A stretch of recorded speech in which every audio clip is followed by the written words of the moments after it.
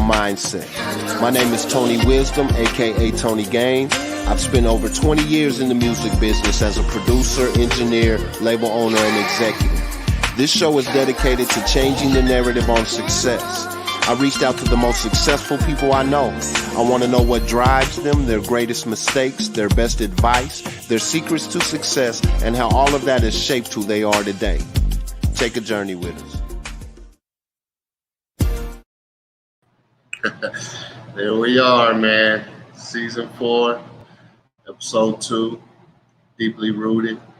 From here on out in this season, we are focusing on rock star, kick-ass, amazing women. And there's no better way to kick that off than this next guest. She is a member of my Gupta family. I'm sure you hear me talk about it all the time. This Gupta family and Clubhouse. And when Samantha first came in, you know, she was kind of low.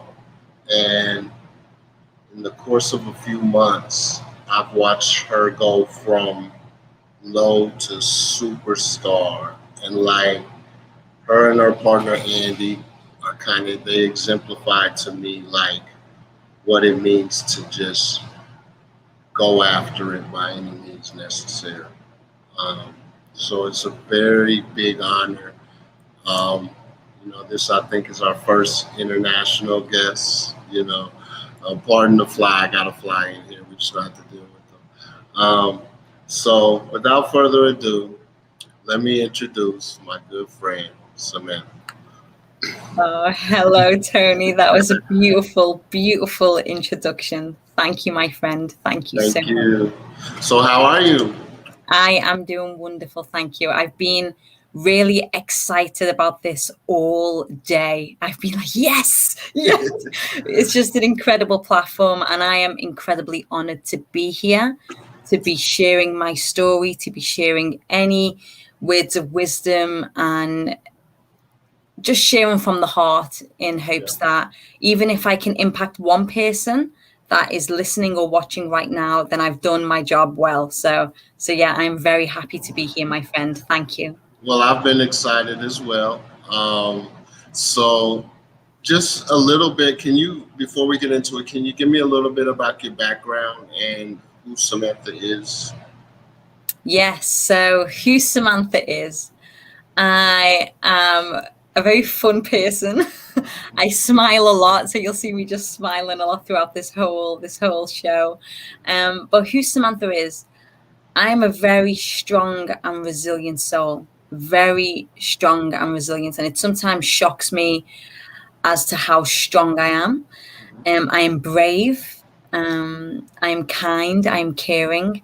I'm also an artist. I feel like I've been born with this incredible gift and talent to capture the most wonderful moments in life with the most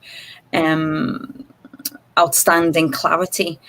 I've been very blessed with that and to be able to find my gift at a very young age. So I am a professional artist full time. I'm self-taught in the art of hyperrealism, which gives the illusion of a photograph, but it is not a photograph. It's a drawing. And this is what I have to make sure I need to mention to people when they go over and they see my artwork. So many people say, oh, the photographs. And I'm like, no, they are hundreds of hours of charcoal, graphite, pencil drawings. And so I've been doing that for 9 years. And even my partner will probably get into it later, but even my partner said, kudos. He said, I'm so proud of you because what you've been through, I still can't believe that you didn't give up. He said to someone, you just kept on going. And I didn't really see any of the rewards. I didn't reap any of the benefits. I felt like I was sowing all these seeds for years and years and years. And I could have just thrown in the towel at any time, but I didn't. So yeah, that is a little bit about who I am. So it is so impressive to me, like your work. And like, how did you get into that? Like, were you you obviously always were an artist, but the hyperrealism, like, how did you get into that? And you're self-taught. That is blows my mind. Yeah, it blows quite a lot of people's minds. So the art, a lot of people always say to me, did you always know you were an artist? Have you always been quite creative? And have you always been able to capture the world in such, detail and clarity? I always say to people, how I found out I was an artist was it came from something dark, and I turned something dark into something light, which we may go into that later on, because I can be able to share now without getting emotional. When I get emotional now, it's because I feel my heart is so filled with love and compassion, and that gets me quite emotional. But we'll go into that. But my story was obviously adopted from what had happened, and I couldn't speak. And people don't know this. I couldn't speak with what I'd seen and I'd experienced for a few months. And at the time, the social services here in the UK, they said, right, how are we going to get this girl to communicate? So they gave me pencils, they gave me a pot of pencils, they gave me paper, and I began to communicate and express through drawing. So I naturally just began to express through drawing. And then throughout my whole entire life, I've always loved creating and being arty. And we'll get into what the art teacher said about I'm not going to really go anywhere and make it. But after graduating from university in 2012 with a fashion degree, I always thought, right, if I'm not going to be an artist, how am I going to turn this creative instinct into something that I can make money from? Because I want to turn my passion into not only being able to add value to other people's lives, but I want to be able to pay the bills. So after graduating, I remember being me and Andy were in our apartment in Preston, and I remember standing there thinking, and I don't know whether I said it out loud, but it was very profound, and I'll always remember it. And I asked myself one question: what is it I want to do with my life? What is it I want to be with my life? What does Samantha want to do? And I said, I want to be an artist. I've always wanted to be an artist. So I went, okay, right, leave the fashion degree. Just put that to one side and begin to draw. So the first year I started to draw quite good sketches. They were really good, but they were sketches. They were, people could tell what they were. And then I remember joining a club online that was an art place where artists would share their work. And I saw these people drawing objects and real life, like events. They looked like photographs, and I couldn't believe it. I was like, whoa. So I was looking into it. It was hyperrealism. And I began to type in like hyper-realistic artist, how do you draw? And the first ever hyper-realistic portrait I did, which will shock people, is Albert Einstein. That was my first attempt at hyper-realism. And then it just carried on developing from there. And that's what I mean by courageous, right? Because really the point for us is to find what drives us inside, what we're most passionate about, and go after it with everything we have, regardless of just going through a degree program for something completely different, right? So I definitely admire that about you, Samantha. That is an amazing story. So how do you define success? I have a new meaning for success now, thanks to the beautiful Gupta family, which they definitely, you know them, and hopefully a lot more people will know them, but they help to create new meanings to what we think of in our minds. And people would look at me and say, wow, you're very successful, and wow, you've amassed such success, but I didn't feel like I had. I thought it's still not good enough. And I still need to, in order for me to feel successful, I needed to be here, or I needed to be there, it was either one of the Guptas, probably collectively all the Guptas, have said on numerous occasions that as long as you're still making progress, no matter how slow, if you're making progress, if you're doing what you love and you're coming from a place of love and passion, and you want to just share your gift with the world, and you're doing this every day, you know what I mean? You're constantly growing every day. That's how I define success. I think sometimes people think success is when I'm a billionaire or a millionaire, or I've got this house, or I've got this car, I've got the dream family, the dream partner. And sometimes we judge ourselves. We can be very hard and very critical on ourselves when we've not achieved that, and we think we're not successful. But the thing is, it's not necessarily where we end up. It's the journey, how we get there. And I think that whole journey is all part of the success. So that's how I'm beginning to think of it now. Like, I think I'm very, very successful, not because of what I've got materially, but because of the fact that I have this dedication and commitment and willingness and discipline to keep moving in the direction of my goals. And that to me is success. That's a great answer. And, the reason deeply rooted is something I chose for this name and the symbol of a tree. If you look in nature and you look at a seed, right? And what makes a seed successful, right, is if it sprouts and continues to grow and becomes what it's supposed to be, right? And that's the most simple way to look at it, but it's exactly what you just said. So I love it. That's beautiful. So what drives you? What's your why? My why changes.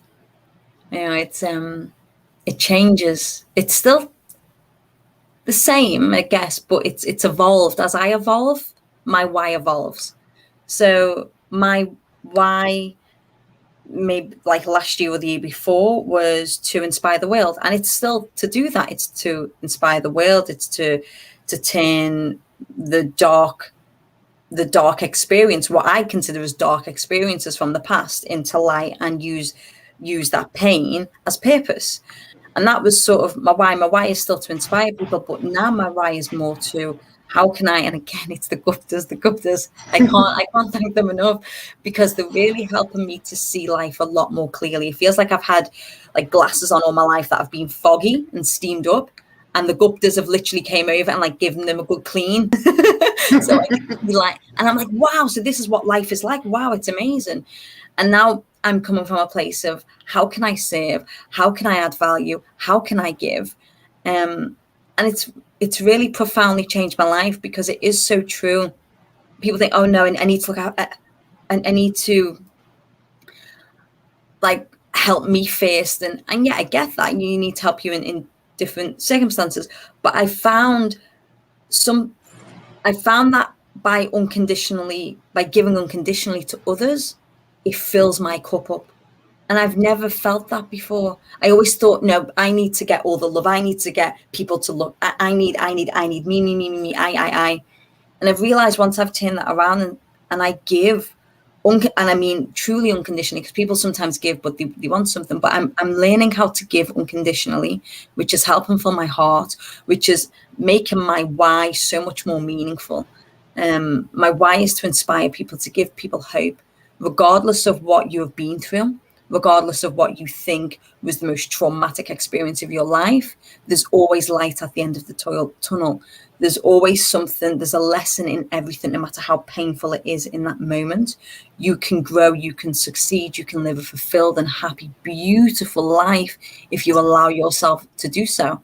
And a lot of that is going to be painful. Like it was beautiful when you said about, the deeply rooted and the tree, because I love the tree of life. And people don't realize some of these beautiful, beautiful plants in nature, they have to force their way through all the bricks and the stones and the soil and the dirt to get to the top and become beautiful.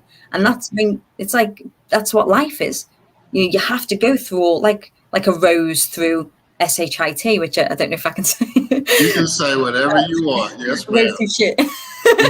But roses are so beautiful, but they need the manure, they need the crap to make them beautiful. And it's a beautiful way to think about life. If you can either sit there for years and decades and wallow in, this happened, and I can't do this because of this, and oh my God, and you can stay there. You have a choice, or you can think, right, how can I turn this and turn it into something beautiful and wonderful and bright and awe-inspiring? How can I help the world? How can I help bring more light to the world?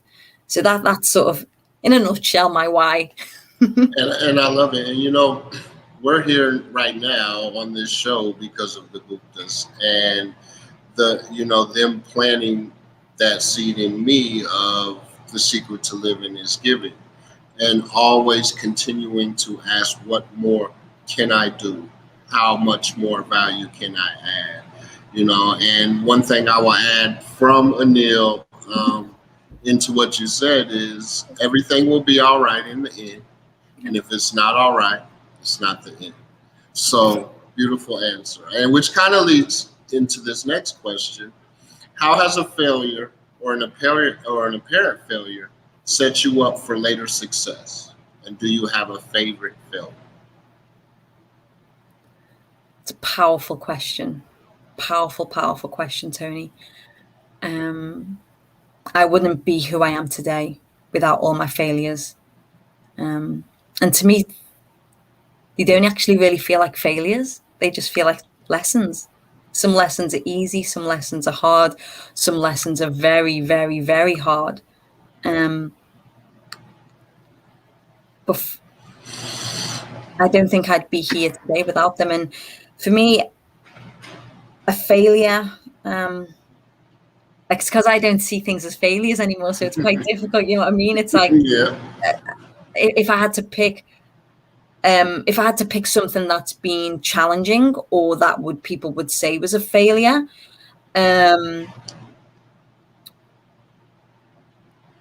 trying to think of it's really difficult because I can't think. Can you maybe word it a little bit differently? Because I'm trying to, yeah. Yeah, and what's funny about that is I struggle asking this question because I don't believe in failures. Yeah, that's what I mean. So, I don't think I failed in anything. I may have failed in like a maths test or something like that, but it's lessons. If you would say lessons. So what is one of the greatest lessons that you've learned, or was one of the lessons that was hardest for you to learn? Okay, that's better. So one of the hardest lessons was that I was loved. I went throughout my whole life thinking that I wasn't loved. I wasn't deserving of love, that my mum and dad abandoned me and other things that they did to me. And that was a tough lesson. I thought I was a failure then as a human being, because I used to think to myself, oh, it must have been my fault. I must have been like a defect or some not very nice baby to have had all of those experiences happen to me. But now, literally this year, I've had massive transformations, massive paradigm shift, massive changes in my belief system to realize that I was always loved and I am love, and that what they did to me, they did with the level of consciousness they had at that time. And it's really powerful because it wasn't me, it wasn't about me. And it gives me a great sense of empathy and a great sense of compassion that they did love me, and they showed love in a different way. And if I'd had gone through exactly the same experiences as my parents gone through, would I show that same love to my children? So it puts things into, when I give different meanings to things and I come from a place of compassion and empathy and understanding and kindness and forgiveness, it's like, you were never a failure. You were never a failure, Samantha. They just showed you things that have made you stronger. And in a weird way, and a lot of people, it takes sometimes people many decades to get to the point where they can thank the parents, or thank hard experiences or failures, because when you can look at your life, and I look at my life now and I think, wow, I have an incredible life. Would I have this life if it wasn't for those failures, or if it wasn't for those hardships or difficulties, or life events? And no, I don't think I was. So it's almost like I look at them with a grateful heart, no matter how painful they were. I look at them with a grateful heart. So yeah, that's probably how I'd answer that one. That was so powerful, because that's like one of the hardest things to do is, to forgive and to go back and look at painful things and find the love in it. Like, I really admire you for that. saying? Like, that's just real. I just want to say that I really admire you for that, because I know a lot of people that struggle with that, and they have severe blocks in their life just because of perspective, because everything is essentially perspective. And like Anil says all the time, you just need to give a different meaning to it, and once you do that, things kind of change for you. So I'm glad that you found that. It took a while. Don't get me wrong. It was hard. It was hard. It was difficult. You have resentment, then you have anger, then you blame, then you feel guilty, then you hate even more, then you hate yourself. I mean, in this like downward spiral of doom and gloom, and why me, and my parents hated me, and why did they do that to me, and they were evil, and they were monsters, and no, and you just keep going. And hopefully we may get into it, but there comes a time in our lives where we have got to take 100% responsibility for everything that happens in our lives. Some people don't want to. Some people aren't even there yet, and some people don't even believe that's possible. So I'm hoping by me sharing my story, by sharing how I've managed to go from one complete end of the spectrum of being a human to the other, and I'm still growing, and sometimes it still hits. I'm human, still get a bit emotional, it still hits, but it doesn't consume me the way it used to. It doesn't immobilize me. It doesn't stunt my growth. It actually, I feel like I'm just a constant flower at the moment, blooming. I keep blooming, and no matter what wind batters me or how much rain hits down on my petals, I'm still growing. So yeah. That's awesome. What is one of the best or most worthwhile investments you've ever made? Myself. myself 100%. It wasn't a Louis Vuitton bag, it wasn't my favorite food, it wasn't a house, it wasn't a car, it wasn't even my partner Andrew. It was myself. And it may sound selfish, I don't care who thinks it sounds selfish, but it was the most, and probably will be the most worthwhile, wise, most greatest, bestest decision I have made in my whole entire life, was investing in myself, investing in my mindset, investing in my personal development, investing in my spiritual growth, investing in my daily practices when I wake up in the morning, like gratitude, visualization, positive affirmations, meditation, just investing in me to become the best version I can, to become a beautiful and albeit enlightened being, to help just raise the consciousness of this planet and to give this planet more light and love. Right now it needs light and love. It doesn't need more cars, more rich people, in that sense. As a planet, right now we need more compassion. We need more compassion, more empathy, more love, more guidance, less judgment. We need more love. The planet needs more love and more cuddles. We all need more cuddles. That's what we need. And I invested in myself, and I gave myself a big hug this morning, and it felt wonderful. So that's it for that question. You're on fire. That was like a Dr. Martin Luther King. You just got that off. So yeah, I guess we'll go on to the next question.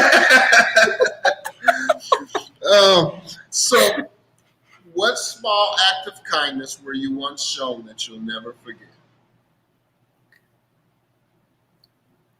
It was interesting because you sent me the questions before, and I literally glanced at them like 10 minutes before jumping on this show.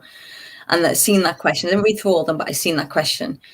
First thing that came to mind was I was adopted. Alice and Vinny. They didn't have to adopt me. They actually were fostering me. That she wasn't going to adopt me. And I know you said what small act of kindness, but that was just, at the time, as a child, I didn't see how kind it was. At the time, I was like, I want to stay with because as a child, instinctively, regardless of what situation your parents may be in, whether they're alcoholics or drug addicts or abusive, naturally a child's instinct is to still want to be with them because they're your parents. There's a part of you that doesn't want to be taken away. When I was 5, I was moved to, I think it was about 1 or 2 other temporarily foster homes. And at the time, that was traumatic for me, because I'm thinking, why are you taking me from my mum? Why are you taking me from my mum? I didn't have the understanding that it's actually one of the best things that could happen to me. Your mum was unfit to look after you. She couldn't even look after herself, let alone I was the 8th child, the youngest. And that small act of kindness of two humans who looked at this girl with big brown eyes and big, long, sort of blondie brown curly hair, and they said, "We'll have her. We'll take her. We'll look after her. We'll give her a home." And that was huge. It was huge, and I didn't realize how huge it was until later on in life. And sort of now that random, and that's why me and my partner Andy, we want to adopt. We want to give that. We want to give that same space and that same love to a child that needs a home.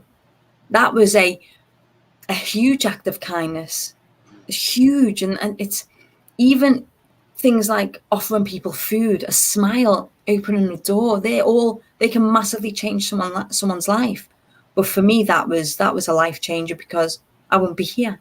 I wouldn't be here if it wasn't for my adopted parents. So yeah, that would be the main act of kindness that's just profoundly impacted my life. I love that answer.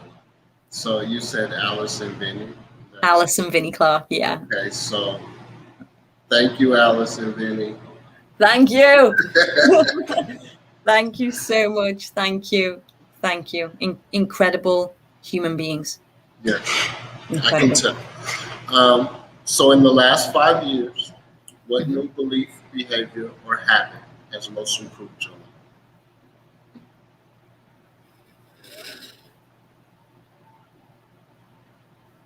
What new belief? That you are in control of your life, and that your thoughts your thoughts affect everything in your life. Thoughts create things, everything to do with literally the mind and the words we use and speak, and the things we think and visualize and put meaning to create our reality. That has been, it's like when you actually really understand that and really take responsibility and think, holy shit, this stuff works, that has blown my mind. And ever since delving into, personal development, subconscious mind, how to change our beliefs, epigenetics, paradigms, meditation. Since delving into all of this, it almost feels like I can't stop delving into it, because the more I learn, the more I grow, the more I am aware and conscious, the more my life just seems to be more magical and more beautiful. So that's been huge, a huge belief in the past. When we started doing sort of personal development and delving into this about 9 years ago now together, which was beautiful, which has helped strengthen our relationship, which is incredible. But it helps us, the more we learn about ourselves, the more we can understand others, and we can come from a different viewpoint. So instead of being critical and judging people all the time, we can have a certain level of empathy and compassion for this person, because we see ourselves in this person. So yeah, I definitely say that's a definitely belief. Our thoughts create our reality has been huge, and understanding that and going into depth and learning and educating myself on what all of that means. I love it. Great answer. So what advice would you give to a driven kid about to enter the real world? So repeat that last bit. What advice would you give to a driven kid about to enter the real world?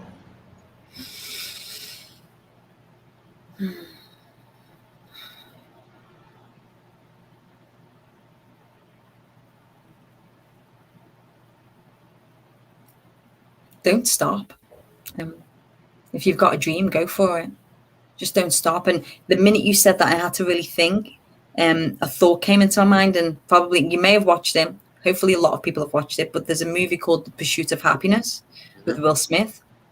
And there's a moment when he's in the basketball court with his kid, and he says something on the lines of, people are going to tell you that you can't do this because they don't believe in their dreams. People are going to tell you, you can't have this and blah, blah, blah, blah. And he says, you've got to basically just ignore that. You got to keep going. If you've got a passion, if you've got a goal, you achieve it. You go for it, regardless of the thoughts and opinions of everyone around you. You stay headstrong, heart fast. You go for that goal. Many millions of other people, probably billions of other people, we've had a goal and people said, you can't do it. No, you can't do it. Yeah. Just don't listen to that BS. Just don't listen. And it's hard. Don't get me wrong. It's going to be difficult. Sometimes you will listen, but I don't want to be on my deathbed and be like, I wish you would have done that. I wish you would have taken that opportunity. I wish you would have followed my dreams and my goals and my passions, but I was too scared because of the thoughts and the opinions of other people. Or I said I wanted to follow that, but couldn't because I didn't have enough money, or it wasn't in the right place at the right time, or I didn't have friends. No, it's like, and I'd say to that younger person who is wanting to, come in the real world and all that is, you're going to have setbacks. We're going to have setbacks. It's all about how we come out of that setback, and how what meaning we put to that setback or that challenge or that difficult time. But remember, it's all part of growth. If someone would have told me when I was about 10 or 11 and said, Sam, every experience you go through, whether you deem it good or bad or negative or happy, whatever, it's all a part of growth. It's all a part of making you the best version of yourself, but it's what you add meaning to. It's how you add meaning to it. It's like, I'm adding meaning now that all the abuse I'd gone through, I don't think I'd be able to draw because I wouldn't be able, the talking and expressing myself, and I wouldn't be there without that. So it's the meaning that we give to it, but just don't give up on your dreams. Don't give up on your dreams. Go for them. Can you imagine what the world would be like, Tony, if all of us went for our dreams and we achieved them and we believed it? Can you imagine what the world would be like? It'd be amazing, right? So beautiful. So yeah, just go for your dreams. Ignore other people.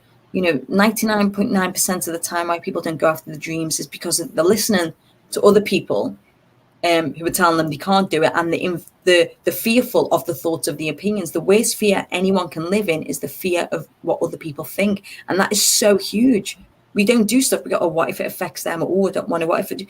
And it's like, no. If you've got a dream, and it's going to expand you consciously and spiritually and all different ways, and it's going to expand other people, then go for it. Ignore them. Do your best. Just block it out. So yeah, that's what I'd say. Great advice. So I just, I have my eye on the clock. Our mantra here at Deeply Rooted is kill the ego, ignite the soul. What does that mean to you? Kill the ego, ignite the soul. It's funny. I quiet the mind, raise the soul. Quiet the mind. I find the ego. When I think of ego, I think of the chatter in the mind. Think of the chatter in the mind. I can't do this, or the judgmental version, and you're comparing yourself to others, and you've got all that chatter. We all have that chatter. Walk past the mirror. I'm not skinny enough. I'm not pretty enough. I'm not this. I'm not enough. Kill the ego by quieting the mind and igniting the soul. And for me, that does mean to basically quiet your mind and all the beautiful things that you love about yourself. Spend more energy on focusing on that. Just focus on all the wonderful things in your life. Write them down. Take pictures. Put them all over your walls. Put quotes all over your walls. Anything to ignite the soul. And the more you do that, and like what AJ and Anil say, which is beautiful, it's like a muscle. The more you practice that muscle, the more you're going to develop it, the more it's going to be easier to go to that place. And I'm still learning, but it's working. I can see that it's slowly changing my life. Like the egos, it's not even really about necessarily the ego. I find that I'm just growing my compassion and love, and that analytical, chatty mind, and it's just diminishing. So yeah, that's what I'd say. And I can see that all the way from here, in you and Andy, because you guys are a team, and I don't want to leave him out because he's awesome. That's my guy, you know. So, okay, we all have this moment in our journeys where we want to call it quits, when we are at our lowest, so to speak. When you reach that point on your own path, how did you fight through? What kept you going? How did I fight through? I reached out for help. I was very much this lone wolf. I can do it myself. You're very much sort of, I'm a Wonder Woman, don't need anyone's help. I can sort it out myself. And that was the wrong answer. I realized human beings, we need connection. We need connection with other human beings. And what helped me in those times was building the connections with the right people, and reaching out to help to the right people. That is what really helped me, reaching out to my partner, Andy, reaching out to a therapist, reaching out to certain friends and family, not all my friends and family, because they may be going through their own stuff, and they just, they always see me as a very happy, positive Sammy. So the minute I, was to come to them about, listen, I'm struggling, or I'm suicidal, they'd like lose the plot. They'd be like, oh my God, what? And you don't need that. You need someone who can look at you without criticizing you, without judgment, without wanting to fix you, as if you're something that you need to be fixed, as if you've done something wrong, or you're a broken piece of machinery. It's going out to the right people. So I'd say, to sum that up, is just connecting with the right people, reaching out, knowing that you're not alone, having the courage and the strength to heal, So yeah, I read a book once called The Courage to Heal, and it was incredible. It's having the courage and the strength to just talk and reach out to people, the right people, and then surrounding yourself with the right people, the people that want to love you, want to shower you in love, and help you see the greatness within you. Great answer. So I guess this is a little bit different. I guess when you feel overwhelmed or unfocused, or you've lost your focus temporarily, maybe writer's block. I guess, I don't know, is it drawer's block? I don't know. Yes, there is such a thing. Yeah. So what do you do in those moments? Two things. I ask myself two things. One thing is, it could be, and it's sometimes hard to, no, it's not hard. No, scrap that. It's two things really. One is asking myself, do I need a break? Do I genuinely need a break? Do I need to go walk in nature to just refresh my brain? Do I need a bath? Do I need to listen to some beautiful music? Do I need to sit in the garden and ground? Oh, pardon me. Grounding is fantastic to clear the mind as well. Take your shoes and socks off and go find some grass. Put your feet in that grass for like 50 minutes and lie down. It's wonderful. Or the second thing is, do I need to reinvigorate myself? Do I need to boost myself up? Do I need to look at my why? I have my why on the wall. Do I need to look at my vision, my mission and vision statement? Do I need to remember my goal? Sometimes it's a delicate balance between knowing when to rest and knowing when you need the discipline, and you're not just procrastinating and you're like, oh, I can't be bothered. It's knowing the balance. Do I really need just a break from this, just to look after myself and just to get back into the flow? Or do I need to just quickly look at my why and my goal? So sometimes for me, most of the time, to help me get out of that state and to get back into a really positive state, I'm looking up now, because all on my wall, I have things like, stop being afraid of what could go wrong and think of what could right, and be kind to yourself, stay humble, stay honest, be thankful as always, keep learning. I've got life is love, life is magical, life is a miracle, life is peace, life is kind, life is wonderful, life is fun. This is the truth. So for me, when I feel like that, I make sure to look and remind myself of the truth. Always keep bringing myself back to this present moment, to be conscious and aware of this moment, and also to give myself a hug, because we are hard on ourselves. Just give yourself some love. So yeah, that's probably what I've got to say for that one. I love it. Okay, so we're getting close. We only have 2 questions left. That's fine. You got, yeah. Well, no, you guys are going to dinner. I've got 10. I got 10 minutes left. Okay, so if you could have one gigantic billboard anywhere with anything on it for the world to see, what would it say and why?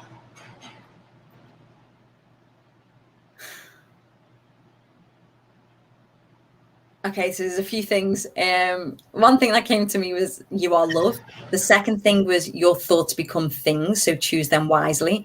And the third thing is you are stronger than you think, more loved than you know, beautiful than you can imagine, and braver than you believe. It's sort of a quote that is a lot of people have seen, and I have it on a plaque. It's just things to remember the truth of life. We're loved more than we know. We're more beautiful than we can imagine. We're stronger than we think. We're braver than we believe. And like I said, your thoughts become things, so choose them wisely. To constantly be reminded by that and to have that awareness is so crucial. I think imagine if what I've just said, those words, were literally ingrained into our subconscious belief system. We'd think a lot differently. We'd act a lot differently if we truly believe that. So yeah, that's what I'd have on a big billboard, and probably loads of other stuff as well. But yeah. Well, I'm just seeing on your billboard now. I'm seeing like your wall or your mirror with just a bunch of different messages posted on it. It's all over the place. Yeah. Okay, so last question. Because of my music background, I always want to know. Mm-hmm.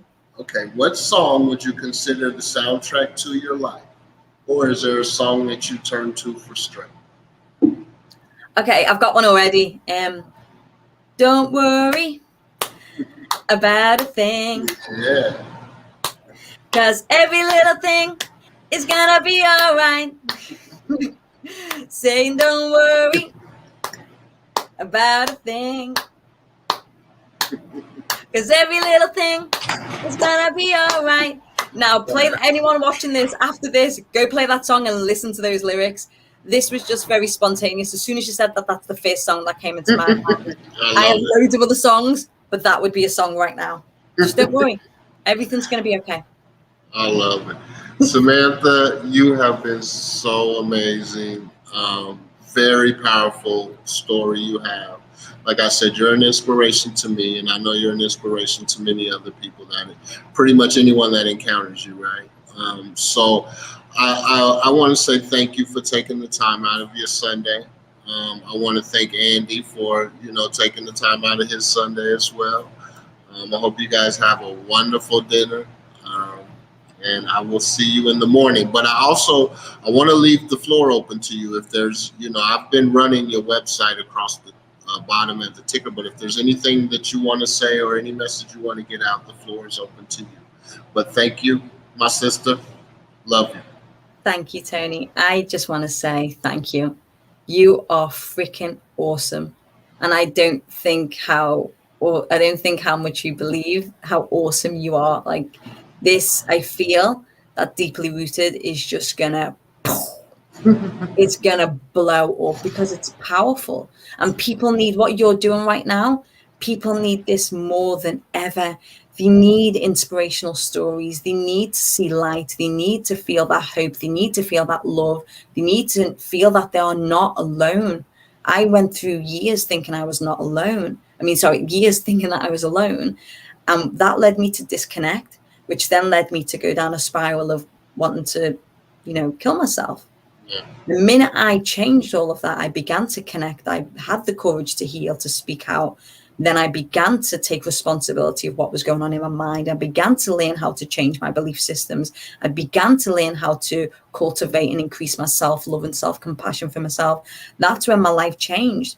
But I want to share this with the world because I want people to know they're not alone. And you are providing such a beautiful space. And it's helping people, Tony. It's helping people. And I just want to thank you. You're going to make me cry. Thank you, sweet. Thank you so much. That means a lot. And, I'm not going to get emotional. You try to give me emotion. But I hear you. And I will receive that. I receive that. Thank you very much. And last but not least, I love you, Tony. I love you too, Samantha. From the bottom of my heart. I love you so much. Thank you. Thank you for this space, and I hope people have enjoyed it. And also follow this guy. He is awesome. And give him the support he needs, and share this with your friends and family, because you do not know who this is going to help and who this is going to benefit and who this is going to save. So thank you, my friend. Thank you. Have a great evening. Wow, golly. So we'll leave it at that. That was such a powerful, amazing interview, like I knew it would be. Thank you guys for rocking with me. Thank you for tuning in. We will see you next week. Love you, my sister.